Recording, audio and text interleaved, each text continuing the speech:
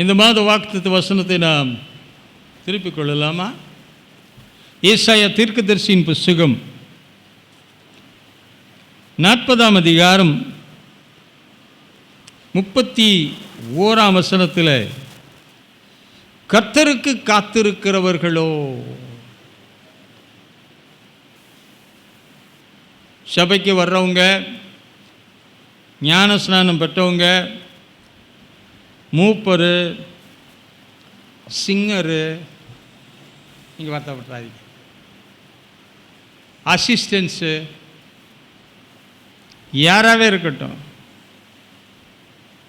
யாராக இருந்தாலும் சாக்கு போக்கு சொல்வதற்கு இடமே இல்லை. இந்த வார்த்தையை நான் படிக்கும் பொழுது, ஏற்கனவே போன தடவை நான் பேசும் பொழுது, திரும்ப சேர்த்தல். தேவன் ஒரு நிலைமையோடு, ஒரு செயல் திட்டத்தோடு நம்மை உண்டாக்கி இருக்கும்போது, ஒன்று அறிந்தோ இல்லை என்றால் அறியாமலோ நாம் வழி தவறி போயிருக்கலாம். ஆகவே அறிந்தோ அறியாமலோ நாம் வழி தவறி போயிருந்தாலும், நமக்காய் சிலுவையிலே கிரயம் செலுத்தினபடியினாலே, அவர் செலுத்தின கிரயத்தின் விவரம், பிதாவே இவர்களுக்கு மன்னியும், அவர் சிலுவையிலே வைத்த முத்திரை எல்லாம் மனுப்புத்திரருக்காய் முடிந்தது. ஆகவே மன்னியும் என்ற வார்த்தையிலே துவக்கி, முடிந்தது என்ற வார்த்தையிலே மனிதனுக்கு தேவையான சகல காரியங்களையும் அவர் செய்து கொடுத்திருக்கிறதுனால, தேவன் நம்முடைய எல்லா சூழ்நிலைகளையுமே அவர் அறிகிறார். பலவீனங்களை ஏற்றுக்கொண்டார் என்று வேதம் சொல்லவில்லை, மெய்யாகவே அவர் எது எனக்காக செய்தாலும் அறகுற மனசோட செய்யவே இல்லை. காட்டி கொடுக்க வந்து நிற்கான், நல்ல காசை வாங்கி இங்கே போட்டான், ஆமாம் பணப்பையில் போட்டுட்டு நிற்கிறான். அவனை பார்த்து அவர் பயன்படுத்தின வார்த்தை சிநேகிதனே, அவ்வளோதான். வேறு நீங்களும் நானுமா இருந்தால் ஒருவேளை நீங்கள் பரிசுத்தவான்களாக இருக்கலாம். சண்டாள பயல, துரோகி, பாக்கெட்டில் காசு இருக்கிறது கொடுத்தேன், காசை வாங்கிட்டு வந்து வேறு என்ன செய்கிற, நிற்கிறேன்னு வெளுத்து கட்டியிருப்பேன். சிநேகிதனே அப்படின்னா அது வேறு மாதிரி இருக்கும். நம்ம இது வார்த்தை டல்லாக இருக்கும், ஆனால் டோன் ஒரு மாதிரி மாறிடும். அந்த முகப்பாவனை, அந்த பேசுகிறது, ஆக்ஷன் எல்லாம் மாறிடும். ஆனால் என் ஆண்டவர் அந்த கனிவான முகத்தோடு கூட, அந்த அன்பான முகத்தோடு கூட, அவர் கோபமாக பார்க்குறாருன்னா அவன் அந்த பக்கமே நின்றுருக்க மாட்டான், பேதுரும் நின்றுருக்க மாட்டான், இவனும் நின்றுருக்க மாட்டான். அந்த அன்பு நிறைந்த பார்வையோடு சிநேகிதனை அதிலேயே செத்துருக்கணும். நான் ஒருவரை உயிருக்கு உயிராக நேசம்னா ஒரு சின்ன ஷாக்கான நியூஸில் என்ன ஆகிடுவோம், கொலாப்ஸ் ஆகும். அவன் கொலாப்ஸே ஆகலை பாருங்கள். காசு, பணம் அவனுடைய கண்களை மறைத்து போட்டது, பணம் அவனுடைய சிந்தனையை மறைத்து போட்டது. பணம் கடைசி வரை கூட வருவதே இல்லை. கடைசி வரைக்கும் வரக்கூடியது நீ தேவனுக்காய் வாழ்ந்த வாழ்க்கை மட்டும்தான் உங்களோடு வரக்கூடிய ஒன்று. நரகத்தை குறித்து ஒரு நாள் பேசணும்னு வச்சுருக்கேன். அன்றைக்கி எத்தனை பேர் ஆப்சண்ட் ஆவீங்கன்னு எனக்கு தெரியல. ஸ்தோத்திரம். கர்த்தர் உங்களை காப்பாராக. கர்த்தருக்கு எல்லாரும் கர்த்தருக்கு காத்திருக்கவே முடியாது. உலகத்தில் நல்ல சாட்சி பெற்றவன், தேவனுடைய காரியத்தில் மிகவும் உண்மை உள்ளவன், தேவனை மிகவும் அதிகமாய் நேசித்தவன் யார் என்றால் யோபு தான். ஆண்டவர் பரலோகத்திலிருந்து கீழே பார்த்துட்டு சொல்லும்போது கூட, அவனை மாதிரி ஒருத்தனையும் எத்தனை பேர் இருந்தாங்க உலகத்தில், அவர்களில் இவன் ஒருவன் என்றே ஆண்டவர் பேசவில்லை. அவன் தனித்தன்மையை அவர் பேசுகிறார். ஆனால் அவன் காத்திருப்பு எப்படி காத்திருந்தான் என்று பார்க்கும்போது, டியூரிங் த டெஸ்டிங் டைம், அவனை சோதிக்கிற வேளையில், யோபின் புஸ்தகம் 6ஆம் அதிகாரம் 11ஆம் வசனத்திலே நீங்கள் வாசித்து பார்ப்பீர்கள் என்றால், யாராவது ஒருத்தர் வாசிக்கலாமா வேகமாக?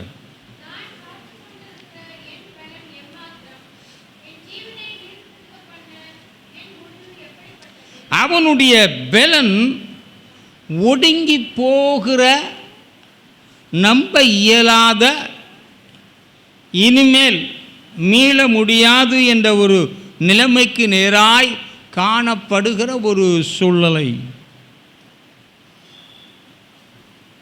இங்கே நம்ம படிக்கிறோம், காத்தா என்ன கிடைக்கும்? புது பலனா? பலன் கிடையாது. என்ன பலன்? ஆனால் அவனுக்கு என்ன கிடைக்குது? அவன் நிச்சயமாக, சத்தியமாக சொல்கிறேன், நம்ம மாதிரி காத்திருக்கிற மனிதன் அல்ல. நம்ம மாதிரி ஆளாக இருந்தால் இந்நேரம் நம்முடைய வாய் கொதிப்பினாலும், இதய கசப்பினாலும், வெறுப்பினாலும், அங்கலாய்ப்பினாலும், அலக்களிப்பினாலும் எப்படி இருந்திருக்கும்? விரைவாக எழுதுகிறவனுடைய எழுத்தாணியை போல கிழிச்சிருக்கும். கிழிப்பு பொங்கி வழிஞ்சிருக்குங்க. எவ்வளவு நெருக்கமானாலும், எவ்வளவு மிக கடினமான ஒரு சூழ்நிலை ஆனாலும், அந்த சூழ்நிலையை கடந்து செல்வது என்பது ஒரு இயலாத காரியம் போல இருந்தாலும், அவன் காத்திருந்த விதத்தை பார்த்தால் பலன் பெறத்தக்கதாக காத்திருந்தான். ஆனால் பலன் பெறத்தக்கதாக இருந்த அவனுடைய நம்பிக்கை சிதைக்கப்படுகிறது.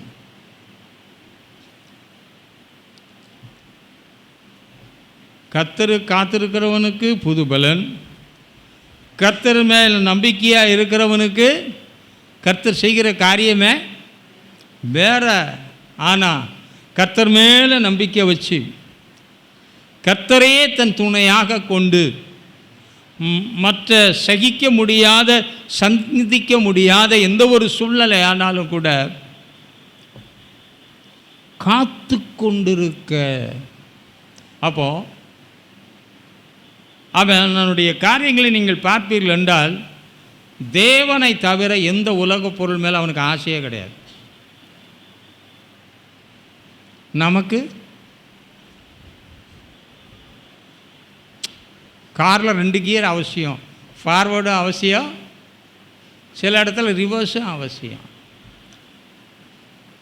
நம்மகிட்டையும் ஃபார்வேர்டு ரிவர்ஸ் இருக்கனால எலக்ட்ரிக்கல் வெஹிக்கிள்லாம் 2 கியர் தான்.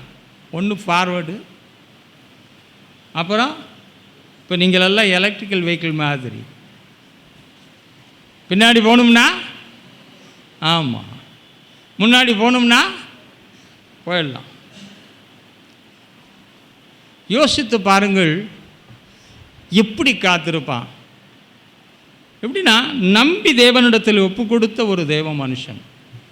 உலக ஒரு பொருள் மேலே கூட அவனுக்கு ஆசையே கிடையாது. அவனுக்கு இருக்கிற ஐஸ்வர்யம் பெருகிட்டு, அழகான பிள்ளைகள், அழகான வாழ்க்கை, அழகான நிறைவுள்ள நிலைமை. சிம்பிளாக ஒரு வார்த்தை சொல்கிறான், கர்த்தர் கொடுத்தார், கர்த்தர் எடுத்தார். ஏன் எடுத்தார்னே தெரியல.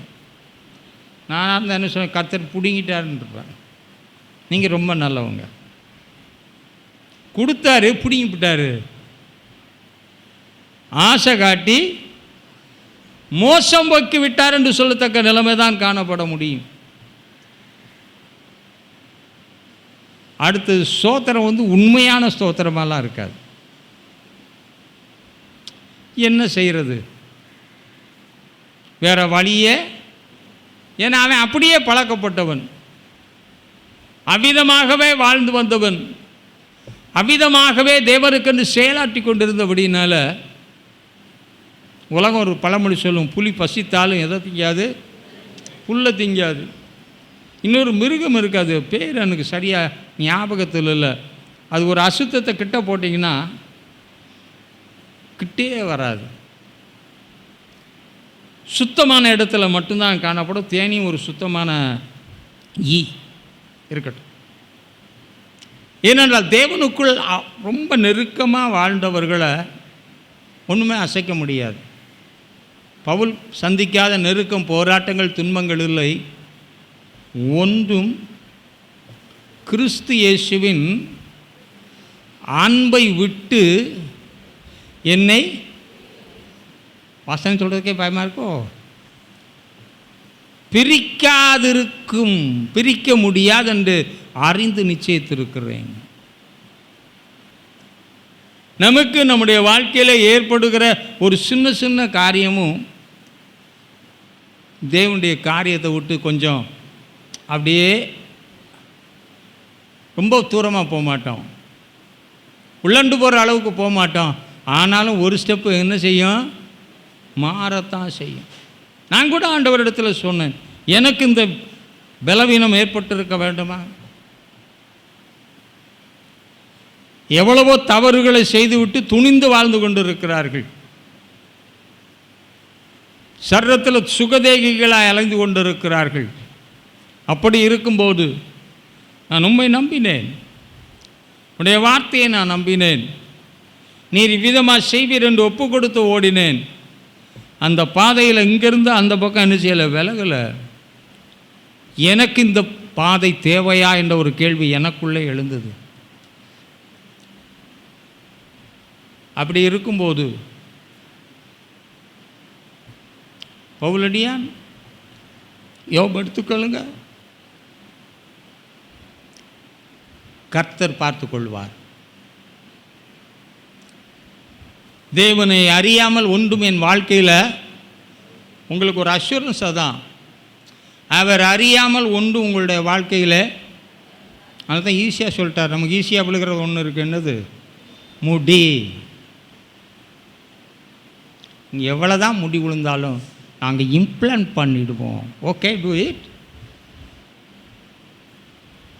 Who is preventing you from doing that? ஒன்று அது தடுத்தது யார்? தடுக்க போகிறதில்ல, இருக்கட்டும். ஒரு முடி விழுந்தால் கூட அவரை அறியாமல் கீழே விழாது.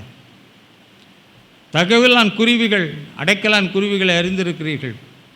அது ஒன்று தரையில் விழ வேண்டாம் என்றாலும் என் அனுமதி தேவை. அடைக்கலான் குருவி எதுக்காக வச்சுருந்தாருன்னா, காசு இல்லாதவன், வழி செலுத்த வேண்டியவன் செலுத்த முடியாத ஒரு இடத்துல ஒன்றுமே இல்லைன்னா அடைக்கலான் குருவியை பிடிச்சி பாருங்க, எல்லா ஆப்ஷனும் கர்த்தர் கொடுத்துட்டாரியா. நம்மளால் சாக்கு போக்கு சொல்லிட்டு ஓடி போயிடுவேன், அது அவருக்கு நல்லாவே தெரியும். அதனால் இல்லைன்னு சொல்லி ஓடிடக்கூடாதுன்னு அந்த அடைக்கலான் குருவி. அதனால தான் தாவீது மிக அழகாய் சொல்லுகிறான், அந்த அடைக்கலான் குருவி கூட உம்முடைய பீடத்திலே தங்கும்படியான ஒரு கிருபையை நீர் கொடுத்திருக்கிறீரே.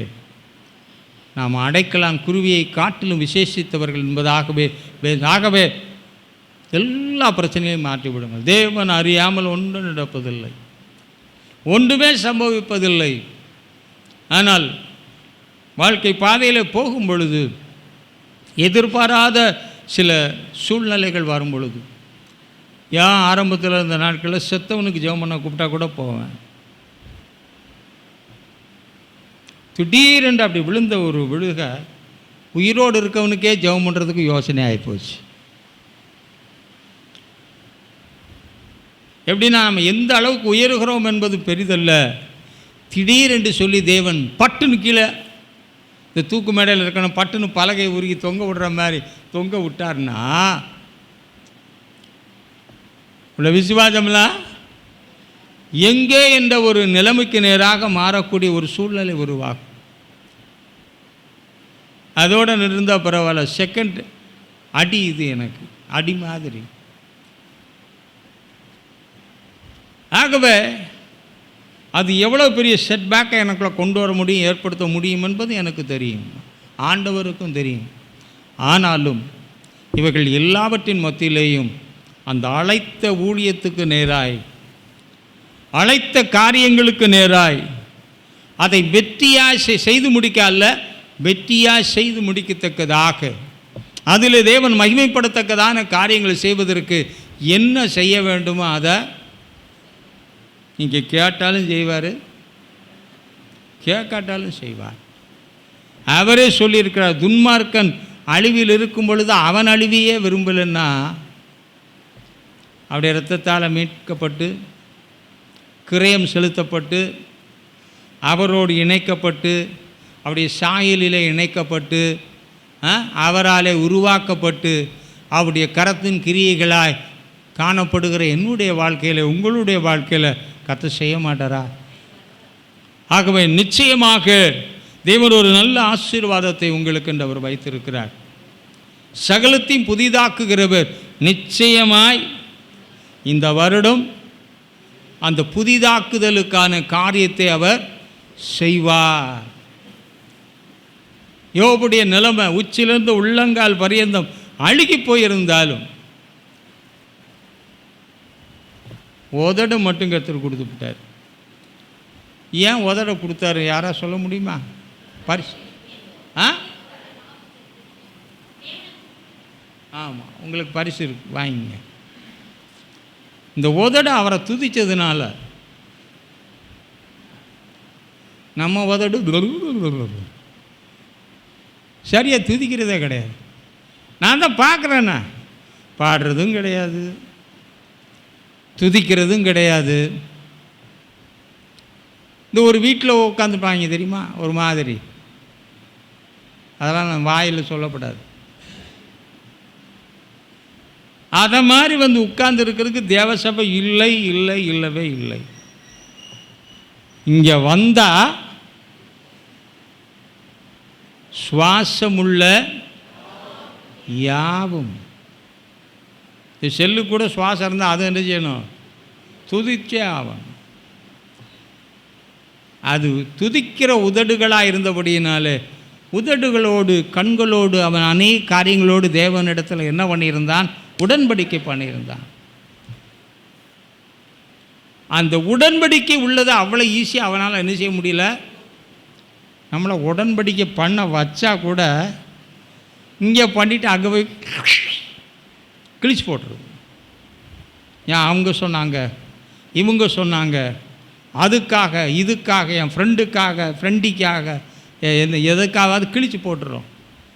நீ கிழிச்சு போடுறது தேவனோட உடன்படிக்கை. நாம் நம்முடைய உடன்படிக்கையில் உண்மை உள்ளவராக இருந்தால் அவரும் தமது உடன்படிக்கை நமக்கு உடன்படிக்கை செய்ததில் ஒரு நாள் என்ன செய்ய மாட்டார், அவன் தவறவே மாட்டான். அவன் காத்திருந்து பார்க்குறான். எவ்வளோ பெரிய போராட்டமாக இருக்கும் யோசிச்சு பாருங்கள். நம்ம ஒரு காரியத்துக்காக ஜெபம் பண்ணுறோம், ஆனால் சூழ்நிலைகள் வித்தியாசமாக இருக்குது. கண்ணு பார்த்துக்கிட்டு அது ஒன்று சொல்லுதா சொல்லலையா? இந்த கண்ணுக்கும் இதயத்துக்கும் ஒன்று இருக்குது, அது வாசலாம். இதயத்துக்கு வாசல் எது? 2 கண்ணு. எப்படி சொல்லியிருக்கும்? இந்த இருதயத்தை எவ்வளவு அதிகமாக நிரப்புறதுக்கு வாய்ப்பு இருக்குது? முடியலையே. அப்புறம் மூளை எவ்வளவு காரியம் ஓடும். இப்படி ஜெபம் பண்ணனே, இப்படி ஆண்டவரிடத்தில் சொன்னேனே, இவ்வளவு ஆண்டவரிடத்தில் போராடினேனே, இவ்வளவு காரியங்களை நான் செய்திருக்கிறேனே, என் வாழ்க்கையில் இப்படி நடந்துருச்சே அப்படின்னு சொல்லி சிந்திக்க ஆரம்பித்தா அப்புறம் அது இங்கேருந்து எங்கே இறங்கும்? கர்த்தருடைய காரியங்கள் இங்கே ஏறினா கூட பரவாயில்ல. ஆனால் எது இறங்கணுமோ அது இறங்கவே இறங்காது. இது என்ன செய்யும்? உள்ளே இறங்கிடும். இறங்க முடியலையா? கர்த்தருக்கு காத்திருக்கிறேன். சில வேளை உட்கார்ந்து தேவனுடைய பிள்ளைகள் நீதியாய் நடக்கிறவர்கள் எல்லாம் சில கடினமான பாதைகளிலே போகும் பொழுது அவருடைய வாழ்க்கையை அவங்க ஆராய்ந்து பார்ப்பார்கள். என் தகப்பனாரிடத்தில் நான் அவைகளை பார்த்துருக்கிறேன். நம்மலாம் வியாதி வந்தால் உடனே டாக்டர்கிட்ட தான் போவோம். இந்த டாக்டர் நல்ல டாக்டர், யார் ஸ்பெஷலிஸ்ட்டுன்னு பார்த்து போவோம். ஆனால் அவரோ என்ன செய்வார்னா அப்படிலாம் ஓடவே மாட்டார். இது எதனால என் குடும்பத்தில், என் பிள்ளைகளிடத்தில், என்னுடைய காரியங்களில் இது நிகழ்வதற்கான காரணம் என்ன என்று சொல்லும் ஆண்டவரே. அங்கே உயிர் போகிற மாதிரி இருக்கும். நம்ம அதையும் பார்ப்போம், ரெண்டை பார்ப்போம். அதனால் என்ன செய்யுதுன்னா நம்முடைய உள்ளம் தத்தளிக்கிறது. நமக்கு பதறுகிற உள்ளத்தை அவர் தரலை, பதறுகிற மனதை தரலை, தள்ளாடுகிற முழங்கால்களை தரலை, தள்ளாடுகிற ஆவிக்குரிய நிலைமையை தேவன் தரலை. தள்ளாடுகிற எல்லாவற்றையும் தேவன் என்ன செய்திருக்கிறார் என்றால் பலப்படுத்தி இருக்கிறார். இளைப்படையாத பலத்தினாலே, சோர்ந்து போகாத பலத்தினாலே, அவருடைய பலத்தினாலே, உன்னதத்தின் பலத்தினாலே, வசனத்தின் பலத்தினாலே, அந்த கிருபையினாலே உண்டாகிற அநேக பலத்தினாலே கதை பலப்படுத்தி இருக்கிறார். பலப்படுத்தினா நானே போட்டு ஆட்டுறது இப்படி. ஏன்னா ஆட மாட்டேங்குதே. ஆடினா தான் எல்லாரும் பார்த்து என்ன செய்வாங்க, நம்புவாங்க. செய்யாதீங்க. எதுவும் அவனுடைய இருதயத்தை நிரப்பவே முடியல, அவன் காத்திருக்கிறத தடுக்கவே முடியல. உடனே அடுத்த அக்கினியாசரத்தை நீங்கள் பார்ப்பீர்கள் என்றால் 14ஆம் அதிகாரம் 14ஆம் வசனத்தில், எப்பொழுது மாறுதல் வரும் என காத்திருந்தேன். முதலாவது தன் நிலைமையை மாற்றிக்கொள்ள, தன் சூழ்நிலையை மாற்றிக்கொள்ள, அந்த சூழ்நிலைகளிலே அப்படியே அமிழ்ந்து போய் விடாதபடிக்கு மறுபடியும் எழுந்து நின்று செயல்பட என்ன இருக்குது? ஏதாவது மிச்சம் சொச்சம் இருந்தால் பரவாயில்ல. எல்லாமே என்னங்க பேசவே மாட்டேன்றீங்க, என்ன ஒரு மாதம் பேசாதன்னு என்னால் முடியுதா? முடியாது. ஒரு மாதம் ரெஸ்ட்டு இருக்க முடியுமா? அது அது எப்படி ரெஸ்ட்டு? எனக்கு ஒரு அரெஸ்ட் மாதிரி. தேவனுக்குண்டு செயல்படுகிறது தான் நம்ம வாழ வைக்கிது, வேறு எதுவுமே கிடையாது. ஒரு காய்ச்சல்னால் உடனே முடங்கிக்கிறது, ஏதாவது ஒன்று சொன்னால் முடங்கிக்கிறது, ஏதாவது ஒரு காரியம் சொன்னால் கட்டு எதுக்கு தான். அதே நேரத்தில் ஒரு பந்திக்கு கூப்பிட சொல்லுங்கள், பந்திக்கு முந்து, அப்புறம் பந்திக்கு முந்தி கடைசியாக தொந்தி தான் வரப்போகுதுப்பா. தேவையானதை செய்யுங்க. உன்னை விட்டு எடுபடாத நல்ல பங்கை நீ தெரிந்து கொள். காத்திருக்க பலன் போயிடுச்சுன்னா அப்படின்னா கர்த்தரே நம்முடைய பலன். அவரிடத்தில் மனமகிழ்ச்சியாக இருப்பதே பல பலன்கள் வேதத்திலே சொல்லப்பட்டிருக்கிறது. அப்போ அந்த பலன் குறைஞ்சிட்டா மாறுதலுக்கு எப்படி எதிர்பார்ப்பு வரும்? அங்கே மாறலை, எல்லாமே எப்படி போகுது? தேஞ்சிக்கிட்டே போகுது. அவன் தொடர்ந்து தன்னுடைய காரியங்களை நடப்பிக்கிறவனாக இருக்க, கர்த்தருக்குள்ளே ஸ்திரமாக இருக்க, கர்த்தருக்குள்ளே பலமாக இருக்க, கர்த்தருக்குள் நின்று போய் எல்லாம் பார்த்து என்ன கேள்வி கேட்பான்? என் சொந்தம் என்ன நினைக்கும், குடும்பத்தார் யாரெல்லாம் என்ன, அந்த கவலையே அவனுக்கு இல்லை. காத்திருந்து பலனை பெறணும். தேவனை எப்படி ருசித்து அறிந்து கொண்டு தன் வாழ்க்கை பாதையில் பலனடைத்து கொண்டானோ அதை போல பலப்படுத்தி பார்க்கிறான். ஆனால் என்ன செய்யலை? நமக்கும் பலவீனமான கைகால் தன்னை போல நடுங்கும். பார்த்துருக்கீங்க, சுகர்காரனுக்கும் நடுங்கும், பிபி காரனுக்கும் பிபி அதிகமாக யாருன்னா என்ன ஆகும்? சில வேளை அப்படியே காய்கள்லாம் ஒரு மாதிரி நடுங்கும், ஹார்ட்டு ஒரு மாதிரி அடிக்கும். இயேசு உனக்கு ஹார்ட்டாக இருந்தா, இயேசு உனக்கு லங்காக இருந்தா, உள்ளே இருக்கிற எல்லா இன்டீரியர் திங்கையும் எல்லா கிரியேஷனையும் கருத்து பார்த்து கொண்டால் அவரை தாண்டி தான். நேற்று அதை குறித்து பேசினேன் வேற ஒரு காரியமாக. ஆனால் அதில் ஒரு வார்த்தை சொல்லிடுறேன், உங்களுக்கு அது தேவை. மாறுதலை தேடுறான், ஆனால் என்ன வரல. இங்கேயும் உட்காந்துருக்க நிறைய பேர் மாறுதலை தேடிட்டு ஒரு மாதிரி உட்கார்ந்துருக்கிற நிறைய பேரை பார்க்குறேன். ஆனால் இன்னும் கொஞ்சம் பேர் இருக்காங்க, மாறுதோ மாறலையோ, நான் அவரை நம்பி அவரை சார்ந்து கொண்டேன், கர்த்தர் எனக்காய், அப்படி ஓடுறவங்களும் இருக்காங்க. அப்போ மாறுதலுக்காக ஏற்படுத்தி பலன் தான் போச்சுன்னா மாறுதலாவது வரக்கூடாதா? நிறைய பேர் ஜெபம் பண்ணி சின்ன சின்ன அடையாளம்லாம் கேட்போம். பெருசாக கேட்கறதுக்கு என்ன கிடையாது, நம்பிக்கையே கிடையாது. சில சீட்டு போட்டு பார்த்துக்குவாங்க. சொல்லிக்கணும், சீட்டு மடியிலே போடப்படும், காரிய சித்தியோ கத்திர ஆமென். சீட்டு போட்டு பார்க்குற ஆள்லாம் இருக்குது. சிலர் விரலை நீட்டுவாங்க, இந்த விரலா அந்த விரலா.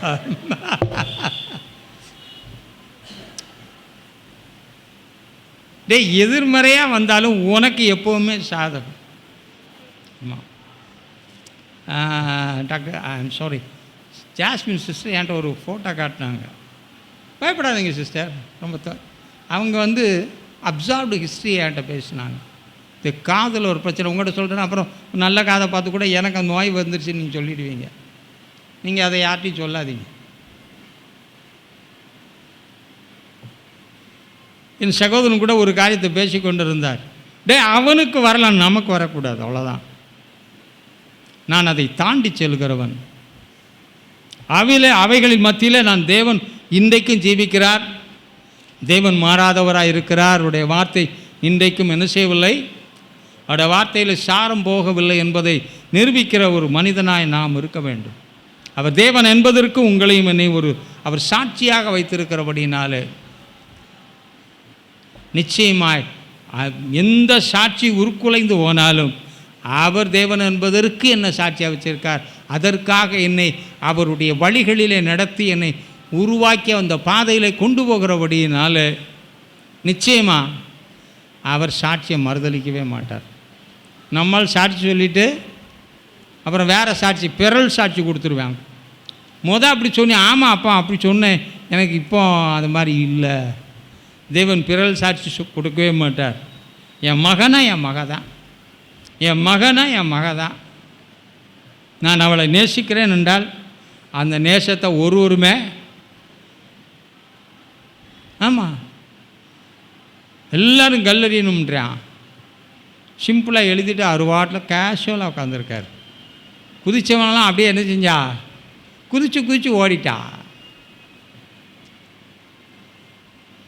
அவளை பார்த்து பாவியேன்னு எதுவும் சொன்னாரா? ஆனால் ஆக்கினை தீர்ப்பு சுமத்துவதற்கு அவரிடத்தில் அதிகாரம் இருந்தபோது கூட நான் சுமத்த மாட்டேன். அப்படி நேசிக்கிறவர் ஐயா. தனக்காய் கிணற்றண்டையில் இருந்த அந்த நபர் தேவன் உண்மையை சொன்னபோது அவளுக்குள்ள அந்த கொஞ்சம் வார்த்தை இருந்ததுனால சமாரியாவே அசைச்சார்னா உங்களை கொண்டு உலகத்தை அசைக்க மாட்டார். கழுத்து தொங்கப்படாது. கழுத்து தொங்குறது ஆபத்தான சைன். அப்படியே இருக்கணும். ஸ்தோத்திரம். கர்த்தர் உங்களை ஆசீர்வதிப்பாராக. சில காரியங்களெல்லாம் நான் வைத்து பார்க்கும்போது மாறுதல் வரும். மாறுதல் வரணும் அப்படின்னா எப்படி எதிர்பார்ப்போன்னா, கிரயம் செலுத்தியிருந்தா, கர்த்தருக்காக வாழ்ந்திருந்தா, கர்த்தர் சொன்ன வழிகளில் நடந்திருந்தா, எதுலேயும் மீறாதபடி எல்லாமே கர்த்தருடைய செயல் திட்டத்தின்படியே போயிருந்தால், தேவனுக்கு சித்தம் உள்ளதெல்லாம் செய்திருந்தால் அவனுக்கு எதிர்பார்க்க முடியும். அதனால தான் அக்கினி சூளையில் போடுவோன்னு சொல்லும்போது, டேய் நீ என்ன நினச்சாலும் சரி, எப்படி செஞ்சாலும் சரி, நான் மறுதளிக்கவே பார்த்துக்கலாம். 7 மடங்கு நான் உன்னால் எவ்வளோ சூடாக்க முடியுமோ. நல்ல வேளை அந்த காலத்தில் ப்ளோயர் வச்சு அக்கினியை சூடாக்குறதுக்கு இல்லை. அவன் எதையோ போட்டு சூடாக்கணும். ஐயோ நீ போனான், கதறிக்கிட்டாயா போனான். அவனுக்குள்ள நம்பிக்கை அப்படிப்பட்ட நம்பிக்கை. சூடு அடிச்சிருக்கும் நிச்சயமாக. சூடெல்லாம் தாக்காதுன்னு நான் சொல்ல மாட்டேன், நிச்சயமாக அடிச்சிருக்கும். ஆனால் சூடு அடிச்சது டப்புன்னு ரிலீஸ் ஆகிட்டான். அவன் உண்டாக்கின சூடால் நம்ம ரிலீஸ் ஆக போகிறோம். ஏனென்றால் நமக்கு விரோதமாக எழும்புகிற எந்த ஆயுதமானாலும் அது வாய்க்காமல் போகும். ஏனென்றால் நமக்கு விரோதமாக எழும்பும் பொழுது கர்த்தர் நம் பட்சத்தில் இருப்பார் என்றால், கர்த்தர் தாமே நம்முடைய பட்சத்தில் இருப்பார் என்றால் யாரும் நம்ம உயிரோட விழுங்க முடியாது. ஆகவே அந்த நம்பிக்கை இருந்தபடினால டைட்டாக பிடிச்சவன் பட்டுன்னு விடுறான். கொஞ்ச நேரத்தில் பார்த்தனேன், இவனை கட்டி தான் தூக்கிட்டு போனாங்க, அப்புறம் அவனை கட்டாமல் கையும் காலையும் பிடிச்சி தூக்கிட்டு போனாங்க. அவ்வளோதான் வித்தியாசம். அவனை கட்டி கொண்டு வந்து அக்கினி கிட்ட வரைக்கும் தான் வந்தான். ஆனால் இவனும் அக்கினிக்குள்ளே போயிட்டு திரும்ப ஐயா எப்படி நடந்து போகிறாரு, நீ அப்படி தான் எப்போ போகிற. சங்கீதக்காரன் சொன்னான் அல்லவா, அந்த துன்பத்தின் மத்தியில் நடந்தாலும் நீர் என்னை உயிர்ப்பித்தீர். ஆகவே அப்படிப்பட்ட ஒரு நல்ல நிலைமைக்கு நேராய் சகலத்தையும் புதிதாக்குகிறவர் உங்களுடைய வாழ்க்கையில் ஹெட் டு ஃபுட், தலையிலிருந்து கால் வரைக்கும், உங்கள் வாழ்க்கையின் பிரயாசங்களிலிருந்து, எதிர்காலத்திலிருந்து, உங்களுடைய பிள்ளைகளுடைய காரியங்களிலிருந்து, வரும் காலங்களிலிருந்து எல்லாவற்றிலையும் கர்த்தர் நிச்சயமாய் ஒரு பெரிய மாறுதலை அவர் பார்க்க வேண்டாம். மழையும் பார்க்க வேண்டாம். வெட்டு பள்ளத்தாக்க தேவனுடைய வார்த்தையை கேட்டு நிச்சயமாய் கர்த்தர் பள்ளத்தாக்கை நீரூட்டால் நிரப்புவார். அந்த நீரூட்டால் நிரப்பும்போது இவனுடைய மிருக ஜீவன்களுக்கு அது ஜீவனுக்கும், சத்துருக்களுக்கு அது அழிவுக்கும் ஏற்ற உண்டாக மாட்டுவார். ஒரே கத்தியில் ஒரே கல்லில் என் ஆண்டவர், நம்ம 2 மாங்காய் அடிக்க நினச்சோம்னா அது நடக்காது. என் ஆண்டவர் அடித்தார் என்றால் ஒரே அடியில் சோழியை முடிச்சு போடுவார். ஏனென்றால் அவர் நமக்காய் அவர் ஜீவிக்கிற தேவனாக இருக்கிறார். ஆகவே கவலைப்படாதே.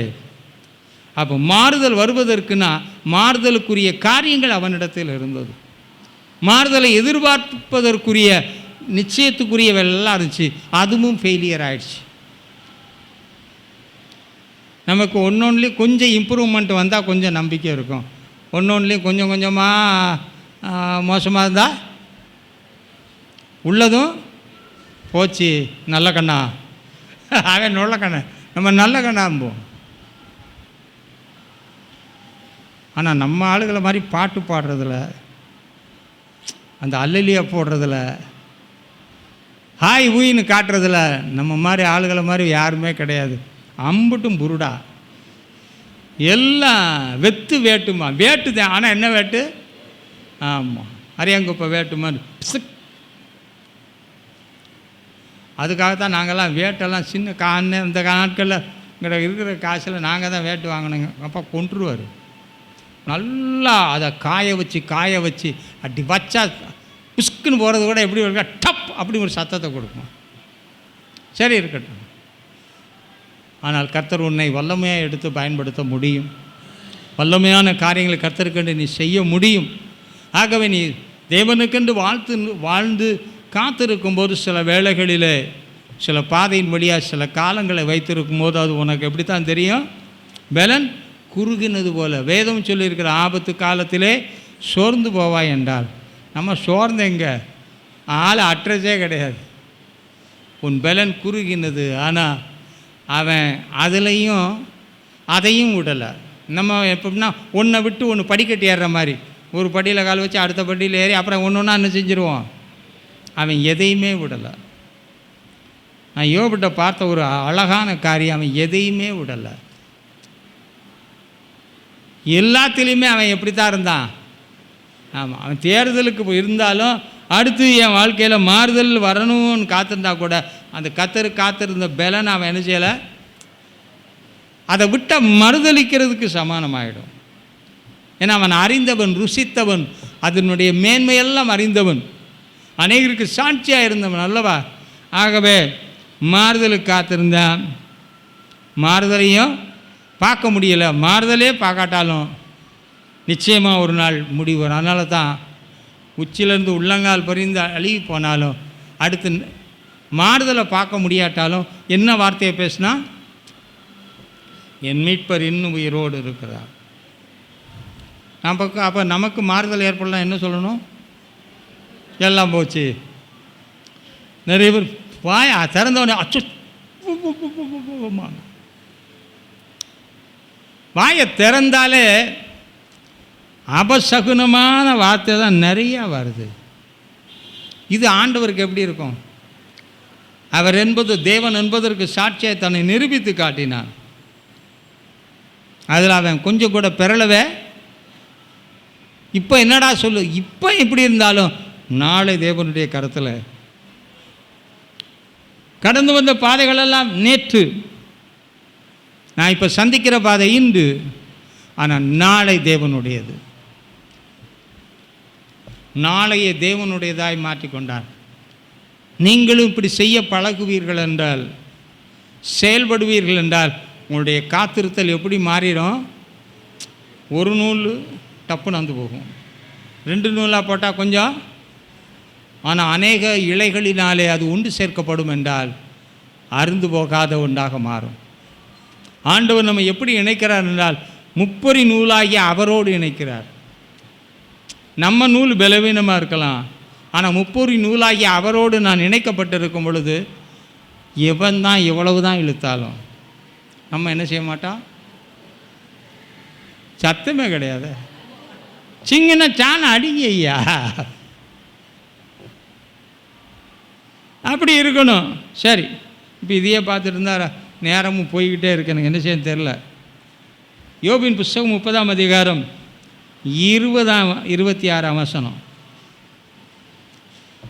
நன்மைக்கு காத்திருந்த எனக்கு தீமை உண்டாயிற்று. இது கொலாப்ஸ் ஆக்கிற ஒன்று, வெடி வைக்கிற ஒன்று. வெடி வச்சா எல்லாமே என்ன ஆகிரும்? தகந்துருமா? நன்மைக்கு காத்த டிசப்பாயின்மெண்ட், பொதுவாக ஏமாற்றங்கள், ஏமாற்றம் நிறைந்த ஒரு நிலைமைகள் அந்த காத்திருக்கிறதே என்ன செஞ்சிடும்? கொலைச்சிரும். ஆபிரகாம் காத்தா இருந்தான், ஆனால் அம்மா சொன்னா காத்தும் இருந்தா காக்காமலும் இருந்தா, அவ்வளோதான். கலந்து வாழ்வது என்பது ரொம்ப எளிது. ஆபிரகாம் கூட சரண்டர் ஆயிட்டான், ஆனால் நன்மைக்கு காத்திருந்த எனக்கு தீமைதான். இதை எவர் ஏற்றுக்குவா? தேவன் ஒரு கிருபை தான், தீமையெல்லாம் நன்மையாய் மாற்றக்கூடிய கிருபை உங்களுக்கு மட்டும்தான் தந்திருக்கார். மற்றவனுக்கு தீமை தான், அந்த தீமை எவராலையும் மாற்ற முடியாது. ஒரு தீமை பற்பல விதமான தீமைகளை நம்முடைய வாழ்க்கையில் ஏற்படுத்தும். தீமைகள், தாவீதுகிட்ட கேளுங்க, எண்ணிக்கைக்கு அடங்காத தீமைகள் என்னை சூழ்ந்து கொண்டது என்று சொன்னான். ஆனாலும் நன்மையும் கிருபையும் என்னை தொடரும். நான் கர்த்தருடைய வீட்டிலே நிலைத்திருப்பேன்.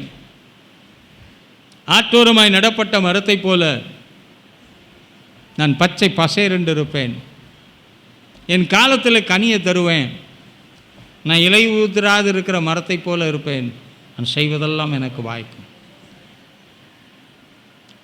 கால் கொடுத்துருக்கிறார் நடக்க, காலை பின்னாடி வச்சா பின்னாடி போகலாம், உண்மைதான். சிலர் வந்து கின்னஸ் புக்கில் சாதனை படைக்கிறேன்னு சொல்லி பின்னாடி நடக்கான். கண்ணை திறந்து வண்டியை ஓட்டுறான்னா கண்ணை கட்டிக்கிட்டு ஓட்டுறான். கண்ணை கட்டிட்டு ஓட்டுறதால உனக்கு கண்ணே தந்திருக்க வேண்டாம் கடவுள். வேறு இதுலையா சாதனை படைங்க, ஆனால் இதில் சோதனை படைக்காதீங்க. சாதனை படைக்கணும். சில சொல்லுவாங்க அதில் பிரச்சனை இதில் பிரச்சனை, எல்லாமே இருந்து போட்டு கர்த்தர் எல்லா தீமைகளையும் நன்மையாக மாற்றுவார். அவன் சொன்னான், சத்துரு உனக்கு நான் தீமை செய்தேன், ஆனால் கர்த்தரோ தீமைகளை எல்லாம் நன்மையாய் மாற பண்ணுவார். நம்ம நிறைய தீமை சகிச்சிருக்கிறோம். நன்மை செய்து பாடுபடும் போது சில வேளைகளில் அது ரொம்ப கஷ்டமாக தான் இருக்குது. ஆனாலும் அவனுக்கு வேற, ஆனால் நான் தீமைகள் மத்தியிலையும் கூட தேவனுக்காய் காத்திருக்கிற நிலைமையில் அசையாமல் இருப்பேன்னா தேவன் எனக்கு கொடுக்குற பலனே. ஆமாம், தாவீதின் கடைசி நாள் மட்டும் ஒருவன் அவன் மேலே கைப்பட கர்த்தர் விடலை. தாவீது விழுந்திருக்க வேண்டும் அந்த அரக்கனுடைய தாக்குதலாலே. கர்த்தர் விட்டாரா? இஸ்ரவேலிலே அவனுடைய ஒளி என்ன செய்யக்கூடாது, அணையக்கூடாது என்பதற்காக அவனை விளக்காக ஆலயத்திலே வைத்தவர். இஸ்ரவேலிலே தாவீதின் ஒளியை அணைய விடாது பார்த்தவர். உன்னை உலகத்துக்கே வெளிச்சம். அதுவும் இஸ்ரவேலுக்கு மட்டும்தான் நான் உலகத்துக்கே வெளிச்சம். இந்த நம்பிக்கையினால் சோர்ந்து போகலாமேன்ட்டு வேறு மாதிரி நினச்சி என்ன செய்யாதீங்க. ஹலோ, ரொம்ப மோசமாக இருக்குதோ? இந்த நம்பிக்கையில் வளர பிரயாசம். எப்படின்னா, தேவனோடு நெருங்கிட்டா ஒரு பாத்திரம் இருக்கிறது, எடையுள்ள பாத்திரம். ஆனால் அதை தண்ணீருக்குள்ளே ஆழ்த்தும் போது அதனுடைய எடை என்ன செய்கிறது? தேவனுக்குள்ளே ஆழ்த்தப்படாதபடி, தேவனுடைய அன்புக்குள்ளாக ஆழ்த்தப்படாதபடி, தேவனுடைய கிருபைக்குள்ளாக ஆழ்த்தப்படாதபடிக்கு, தேவனுடைய செயல் திட்டங்களுக்குள்ளே ஆழ்த்தப்படாதபடிக்கு, உடைய மகிமையான காரியத்துக்குள்ளே ஆழ்த்தப்படலைன்னா பாரம் தனியாக தெரியும். ஆனால் அந்த உள்ளே வந்துரு, கணுக்கால் வேண்டாம், முழங்காலும் வேண்டாம், இடுப்பளவும் வேண்டாம், நீச்சலாளம் தான் உனக்கு தேவை. நிறைய பேர் விரும்புகிறது எதுனா கணுக்கால் தான். ஏன்னா ஆற்றுல ஒரு கால் வச்சுக்கலாம். உங்களுக்கே தெரியும் எப்படி இருக்கிறீங்கன்னு. சரி, இப்படி இருந்துட்டு கர்த்தருக்குள் பெரிய காரியத்தை எதிர்பார்க்குறேன்னா அது என்ன காரியம் பெருசாக இருக்குன்னு எனக்கு தெரியாது. நல்ல காரியம் வேணும்னா, நல்லது நடக்கணும்னா நல்லது செய்யுங்க. கர்த்தர் உனக்கு எல்லா தீமைகளும், யார் யார் வாழ்க்கையில் தீமை அதிகமாக இருந்துச்சோ அந்த தீமைக்கு கர்த்தர் பிரதிபலனாய் தரும்போது அந்த நன்மையை அளவிடவே சத்துருக்களுக்கு நிச்சயமாக கரியை பூசுவார். ஒரு காரியத்தை நான் சொல்லி முடிக்க விரும்புகிறேன். தேவன் நமக்கென்று செயல்படும்போது நம்மிடத்தில் அவர் என்ன எதிர்பார்க்கிறார் என்பதை மட்டும் நான் சொல்லி, நேற்று வாசிப்பேரில் வேறு ஒரு கருத்தில் பேசினேன். எரேமியா தீர்க்கதரிசியின் புஸ்தகம் 42ஆம் அதிகாரம் 5ஆம் வசனத்தில், கர்த்தர் நமக்கு நடுவே சத்தியம் உள்ளவராக இருக்க விரும்புகிறாராம். கர்த்தர் நமக்கு நடுவே, அங்கே உள்ள சூழ்நிலைகள்லாம் அங்கே போட்டிருக்கு. அதை நீங்கள் வீட்டில் போய் படித்து பார்த்துங்க. பாஸ்டிங் பீரியட் வந்தவங்களுக்கு இந்த காரியம் தெளிவாகவே தெரியும். கர்த்தர் நமக்கு நடுவே. அப்போ கர்த்தருக்கும் எனக்கும் நடுவே சத்தியம் இருக்கும் என்றால், உம்முடைய கண்கள் சத்தியத்தை அல்லவோ நோக்குகிறது. தேவன் வேறு எதையும் பார்க்க மாட்டார். நீ என்ன எம்பிட்டு பெருசாக போடுற அதெல்லாம் பார்க்க மாட்டார். அவர் சத்தியத்தை மட்டும்தான் நோக்குவார். போன வாரத்தில் பேசிட்டேன் சத்தியத்தை பற்றி. பாஸ்டிங் பேரில் சத்தியத்தை குறித்து பேசி கொண்டிருக்கிறேன். அப்போ எனக்கும் ஆண்டவருக்கு நடுவில் சத்தியம் இருந்தால், ஒருவன் வெளிச்சத்திலே நடந்தால் இடர மாட்டான். ரைட்டா? ஒளியில் நடந்தால் நாம் ஐக்கியப்படக்கூடியவர்களாக இருப்போம். ஆனால் தான் சாத்தான் நம்மளை இருளில் வைக்க என்னென்ன வேணுமோ அம்புட்டையும் சூப்பராக செய்கிறான். நமக்கும் அவருக்கும் நடுவே. ரைட், இங்கே அது பெரிய வேறு ஒரு கான்செப்டு. இப்போ நம்ம பார்க்கும்போது ஆலயத்தில் வரும்போது ஆண்டவர் சொன்னார், 2 விசுவாசிக்குன்னா நடுவில் இருப்பேன்றார். எதுக்கு முடிச்சு போடவா? ஒரு விசுவாசியை பார்த்தாலே சந்தோஷமாக பார்க்க மாட்டேன்றாங்க. சந்தோஷமாக பாருங்க ஐயா. நிறைய வாங்கி கொடுங்கன்னு கூட நான் சொல்லலை. சந்தோஷமாக பாருங்கள். இருவரை நாமத்தினால் கூட அங்கேயே நடுவே. தேவன் எப்பொழுதுமே நடுவில். தேவன் சத்தியபரர் இல்லையா? அந்த சத்தியத்துக்குள் நம்மை நடத்துகிறார். நாம் சத்தியம் நிறைந்தவர்களாய், சபைக்கு தூணு ஆதாரமுமே சத்தியமே. சபைக்கு வரும்போது சத்தியத்தை என்ன செய்யணுமா? மேயணும். மேயறதுக்கு ஸ்பீடு வேணும். சோத்திரம் என்னமோ சொல்கிறாரு, சொல்லுங்க. எப்படினாலும் 9 மணிக்கு முடிச்சிடுவீங்க, நாங்கள் போய்டுவோம். போங்க, மேயணும் ஐயா. மேய்ஞ்சிட்டு படுத்துவங்க. மேயும் போது பாருங்கள், அது எதையுமே பார்க்காது. நம்மளால் பாருங்கள், மேயும் போது பழசை பார்த்துக்கிட்டு உட்காந்துருப்பேன். நல்லா மேய்ங்க.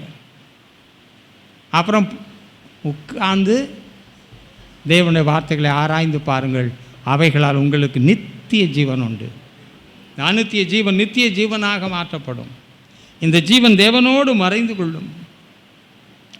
அப்போ இந்த சத்தியம் திருச்சபையில் தேவ பிள்ளைகள் இடத்துல, தேவ பிள்ளைகள் ஒன்றாய் கூடுகிற இடத்துல அந்த இசைவு இருக்கும் என்றால், பூமியிலே கர்த்தருடைய பிள்ளைகள் ஒருவரோடு ஒருவர்கள் பேசுவார்கள். கர்த்தர் கவனித்து கேட்டு பதில் தருவார். அது இந்த நாட்களில் பார்க்க முடியல. மனசு ஒன்று நினைக்குது, வாய் ஒன்று பேசுது, ஏத்தோல ஒன்று இருக்குது. எல்லாமே எப்படி இருக்குன்னா மிக்சர் மாதிரி இருக்குது, கலப்பாக இருக்குது. தேவனுக்கு அது பிடிக்காது. இப்போ உனக்கு சத்துரு இருக்கிறான், சத்தியம் நடுவில் இருந்தால் இந்த சத்துரு சத்தியத்தை தாண்டி உன்னை தொட முடியுமா? முடியாது.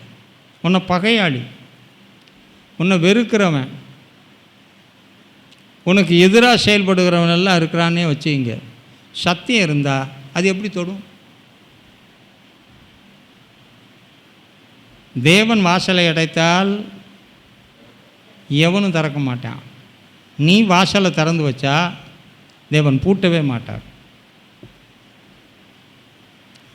தேவன் நம்மிடத்தில் பார்க்கும்போது வேறு கேட்டகரி வைஸ்லாம் பார்க்க மாட்டார். சத்தியம் உன்ட்ட இருக்கான்னு பார்ப்பார். அது எப்படி ஸ்டார்ட் பண்ணணும்னா, உனக்கும் அவருக்கும், பின்பு உன் பிரச்சனைகளுக்கும். வியாதி இருக்குது, சத்தியம் இங்கே இருந்தால் அந்த சத்தியம் உன்னை நிச்சயமாக விடுதலையாக்கும். ஆகவே என் அருமையான ஆண்டவருடைய பிள்ளைகளே, இந்த நாளில் நீங்கள் செய்ய வேண்டிய ஒன்று, கர்த்தருக்கு காத்திருக்கிறவர்களாய் உங்களை மாற்றிக்கொள்ளுங்கள். அந்த கர்த்தருக்குள் நாம் இருக்க வேண்டுமென்றால், சத்தியம் அவருக்கும் நமக்கும் இடையில் இருந்தால் வாழ்க்கையில் எந்த ஒன்றுனாலும் சத்தியத்தை தாண்டி வரணும். ஏன்னா சத்தியம் விடுதலையாக்கக்கூடிய ஒன்று, உங்களை உயர்த்தி காட்டக்கூடிய ஒன்று, உங்களிடத்தில் இருக்கிற தேவனுடைய கிருபைகளை வெளிப்படுத்தக்கூடிய ஒன்றாக இருக்கிறது. ஆகவே கர்த்தருக்காக காத்திருக்கிறவர்களாய் மாறிவிடுங்கள். அப்படி காத்திருக்கும்போது சத்தியம் உனக்கும் அவருக்கும் இடையில் இருந்தால் தான் சத்தியவரர் உனக்காக யாவற்றையும் செய்வார். அது உனக்காக யாவற்றையும் செய்தால் நீங்கள் ஒன்றிலும் குறைந்து போவதில்லை, நிறைவுள்ளவர்களாக இருப்பை கர்த்ததாமே உங்களை ஆசீர்வதிப்பாராக. ஆமாம். கண்களை முடி ஜெபம் பண்ணுவோமா? டக்குன்னு எந்திரிச்சு நில்லுங்க.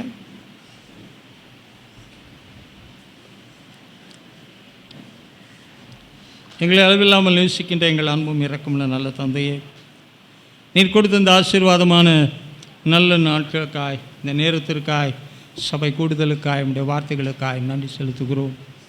நாங்கள் மென்மேலும் வளர பெருக ஆசீர்வதிக்கப்பட எங்கள் மூலமாய் உம்முடைய கிரியைகள் இந்த உலகத்திலே வெளிப்பட திட்டமுள்ளவர். அப்படி வெளிப்படத்தக்கதாக நாங்கள் செய்ய வேண்டியவைகளை எங்களுக்கு போதிக்கிறவர். இந்த நாளிலே போதித்த உம்முடைய வார்த்தைகளுக்காய் துதிக்கிறோம். உடைய பிள்ளைகள் பிதா குமாரன் பரிசுத்தாவே நாமத்தினால முழுமையாக ஆசீர்வதிக்கப்பட முழு மனதோடு அவர்களுக்காய் நான் உம்முடைய சமூகத்தில் வருகிறேன். ஆசீர்வதிங்க, உடைய கிருபை தாங்கி இருக்கட்டும். நாங்கள் மறுபடியும் சந்திக்க மட்டும் எங்களை விட்டு பிரியாத நேசர் கூட இருந்து வழி நடத்தும். இயேசுவின் இன்ப நாமத்தில் பிதாவே. என் ஆத்துமாவே கர்த்தரை ஸ்தோத்திரி, என் முழு உள்ளமையோட பரிசுத்தமுள்ள நாமத்தை ஸ்தோத்திரி. என் ஆத்துமாவே கர்த்தரை ஸ்தோத்திரி. கர்த்தர் செய்த சகல உபகாரங்களையும் வருவாதே. கர்த்தர் தாமே உங்கள் யாவரையும் ஆசீர்வதிப்பாராக. ஆமென். God bless you.